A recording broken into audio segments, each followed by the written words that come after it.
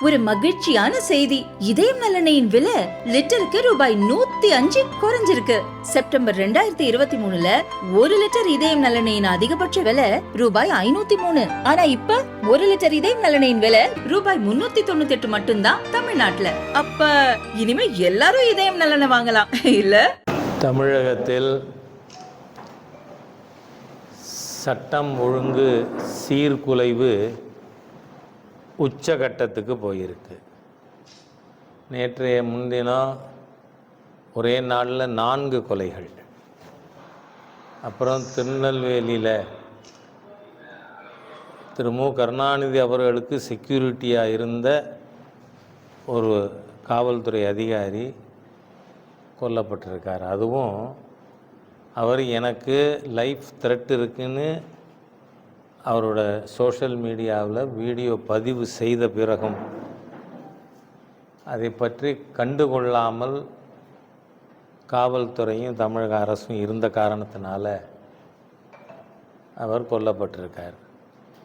இன்றைக்கி நீங்கள் பார்த்தீங்கன்னா காரைக்குடியில் மனோஜ் என்கின்ற 21 வயது இளைஞன் நடு ரோட்டில் பகிரங்கமாக, அதாவது இது எதை காட்டுதுன்னு சொன்னால் சட்டத்தை பற்றிய பயம் பப்ளிக்கு போக ஆரம்பிச்சிச்சு. அதாவது இந்த சட்ட விரோதமாக செயல்படக்கூடிய கூட்டத்துக்கு. அதனால் இன்றைக்கி இவர் கொல்லப்பட்டிருக்கார். இதன் பின்னணியில் என்ன சொல்கிறாங்க, கஞ்சா பிரச்சனையாக இருக்குது. முக்காவாசி படுகொலைகள், அதுவும் திருநெல்வேலி மாவட்டத்தில் மட்டும் இந்த திராவிட முன்னேற்ற கழகம் ஆட்சிக்கு வந்த பிறகு ஒரு மாவட்டத்தில் 700க்கு மேற்பட்ட கொலைகள் நடந்திருக்கு. திருநெல்வேலியே ஒரு கொலை மாவட்டமாக மாறி போயிருக்கு. இப்போ இந்த மாதிரி ஒரு சீஃப் மினிஸ்டர், அந்த மாதிரி ஒரு நிர்வாகம், ஆகவே இன்றைக்கி தமிழகத்தில் படுகொலைகள் என்பது சர்வசாதாரணமாயிருச்சு. ஒரு நாளைக்கு 4-2. இதுக்கே மாண்புமிகு முதல்வர் அவர்கள் ராஜினாமா பண்ணிவிட்டு வீட்டுக்கு போனோங்கிறேன்னா என்ன நிர்வாகத்தில் முதலமைச்சருக்கு கிரிப் இருக்குது?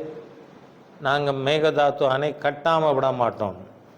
ஆனால் மத்திய அரசாங்கம் சொல்லிருச்சு, தமிழ்நாடின் கன்கரன்ஸ் இல்லாமல் நாங்கள் அனுமதி கொடுக்க முடியாது. தமிழகத்தின் பக்கத்தில் நிற்கக்கூடிய ஒரு அரசாங்கமாக மத்திய அரசு இருக்குது. ஆனால் இதையெல்லாம் விட்டுட்டு நேற்றைய தினம் பார்த்தா எண்ணற்ற பாஜக மகளிர் நிர்வாகிகளை கைது பண்ணி ரிமாண்ட் பண்ணி அவங்கள சித்திரவதை பண்ணி இந்த அரசாங்கம் ரொம்ப கேடுகட்ட நிலைக்கு போய்கொண்டு இருக்கிறது.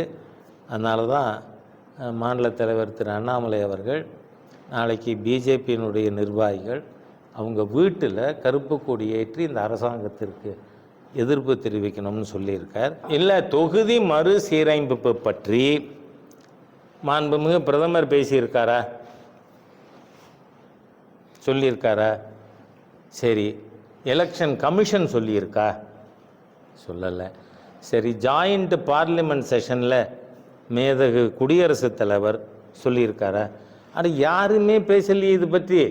என்ன ஏதோ கூட்டத்தில் ராத்திரி தூக்கத்தில் ஏந்து உட்காந்து குழந்தை அழுதா, ஏமா அழற, டீச்சர் அடிச்சுட்டாங்க கனவுல. அந்த மாதிரியாக ஒரு வெட்கம் கெட்ட அரசாங்கம். இது என்ன மோசடி அரசியல்னு கேட்குறேன் நான். Who talked about delimitation? இன்னமும் சொல்கிறேன், இது 2001 இந்த டீலிமிட்டேஷன் பற்றின பிரச்சனை வந்தப்போ மாண்புமிகு அன்றைய பிரதமர் அடல் பிஹாரி வாஜ்பாய் அவர்கள் தான் இதை 25 ஆண்டு தள்ளி போட்டார். வெக்கமே இல்லாமல் நீங்கள் என்னவோ ஊரை கூப்பிட்டு எப்படி இருக்குன்னு சொன்னால், இந்த புலிக்கு பயந்தவன்லாம் எம்ஏல படுன்னு சொல்கிற மாதிரியா ஸ்டாலின்? இப்போது ஊழல் பேர் வழி இந்த அரசாங்கம் முழுக்க முழுக்க இது ஊழலில் மூழ்கி தத்தளித்து கொண்டு இருக்கிறது. அந்த நேரத்தில் மக்களை டைவர்ட் பண்ணுறதுக்காக பண்ணுற அரசியல் மோசடி தான் நாளைக்கு நடக்கிற கூட்டம்.